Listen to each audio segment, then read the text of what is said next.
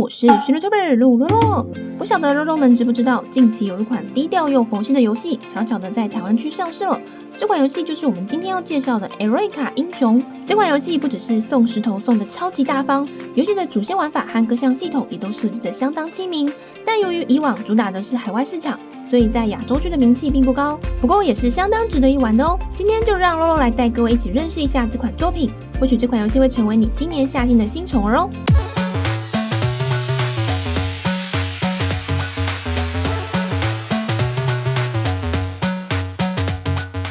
Eureka 英雄是一款典型的韩系 RPG， 在这里你将扮演照惯例失忆的主人公，被古丹托尔王国的公主露娜捡到，并搭上叫做雅坎的超巨大列车，展开你的大冒险。游戏从关卡内的玩法就相当有新鲜感，是现在较少见的多轴横卷轴地图。每张地图上都藏有不少的秘密、资源和宝箱，玩家可以在地图上自由的探索来搜集这些要素，或是使用探索道具来找出解谜的关键。这些解谜的玩法相当多样，不只是有猜谜、推砖块，不时甚至还有要玩家搜集素材，在工作台制作特定道具才能通关的挑战。比起普通游戏一进去就是对话和战斗，这样的体验可以说是相当的新鲜哦。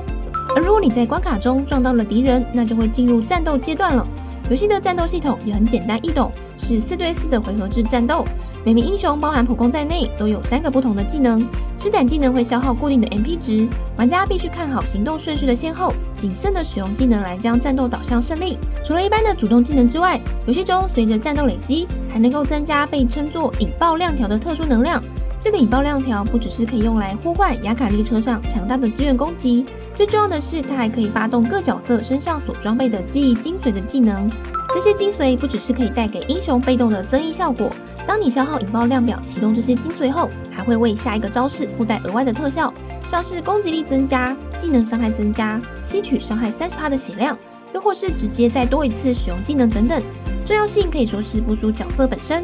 且除了 SSR 的精髓之外，游戏内甚至还有贩售专属于某些特定英雄的精髓。这些精髓的效果当然也远比普通的精髓更强，所以在搭配队伍时也需要考虑一下精髓的养成要素哦。而游戏除了战斗之外，最有特色的部分当然就是雅坎这台超级列车咯。这台列车上的车厢和设施相当丰富，可以说是一台车就包含了养成、放置、锻造等多种要素。例如在2楼的咖啡车厢中，除了会有被动收入之外，你还可以在这边将客人需要的商品卖给他们，借此换到升级列车用的列车硬币。而在后方的英雄任务中，你可以派遣英雄为特定角色执行任务，这个玩法有点类似其他游戏常见的远征，只要拿到足够的任务点数，就可以收到对应英雄的碎片。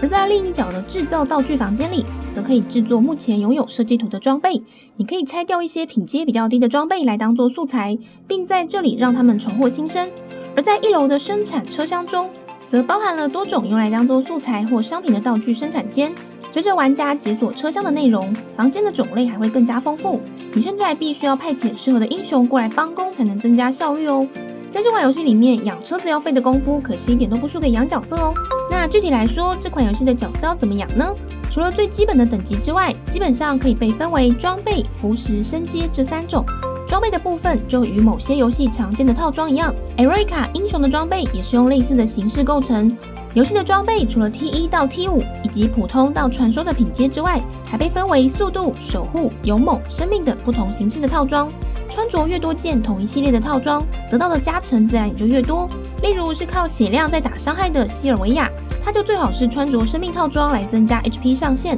而靠着蛮横无比的触电特效在 PVP 所向披靡的欧勒瑟拉赫，最好就是给他穿速度套装来确保绝对的先手权。玩家们可以用类似这样的标准来判断英雄该穿怎样的装备。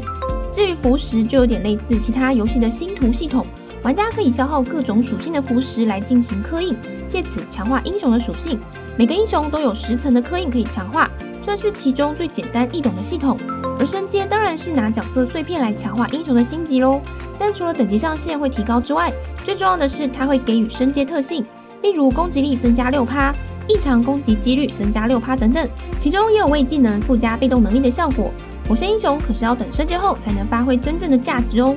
而除了以上几种之外，其实游戏中也允许玩家强化技能和好感度，但那部分的养成相对单纯，所以就请大家自行摸索吧。另外，为了方便玩家练英雄，游戏内也设计了各式各样的挑战，例如刷经验值道具的公会任务、刷装备的时空裂缝、刷符石的古代遗迹，以及刷技能书的王室训练营等等。这些挑战的设计都相当直觉简单，连战力值和弱点都直接写给你看了。相信任何一个玩过韩系手的玩家，应该都可以轻易上手吧。那最后就让洛洛来为各位介绍几个比较强的角色吧。这款游戏公认的最强角色，当属上面提供的柔妹欧勒瑟拉赫。她厉害的地方就是那个在 PVP 恶名昭彰的触电效果。这个效果不只是会给予额外的10%攻击力伤害，甚至还有10%的几率会直接让英雄无法行动。洛洛刚开始还不知道他那么强的时候，在竞技场直接被他一只活活杀穿全队，完全体验到了什么叫做版本答案的力量。而且最可怕的是，如果他的大招有升级过，那只要触电层数叠得越高，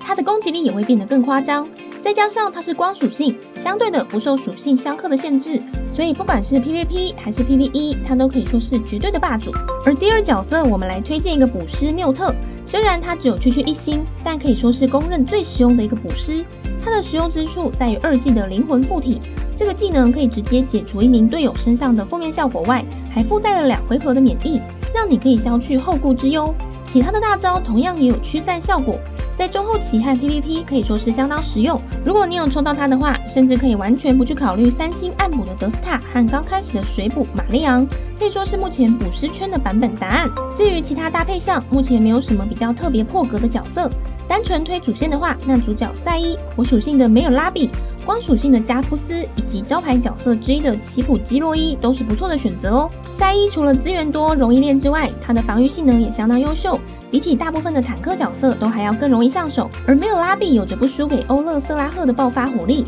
但因为发动比较慢，所以在 PVP 上相对弱了一点。至于加夫斯，则是有着额外回合和防护罩的加持，在硬度和韧性上相当具有投资的价值。而奇普基洛伊则是有着免疫和偷人加 buff 的能力，不只是 PVE 不弱，在 PVP 也常常占据前排的常客。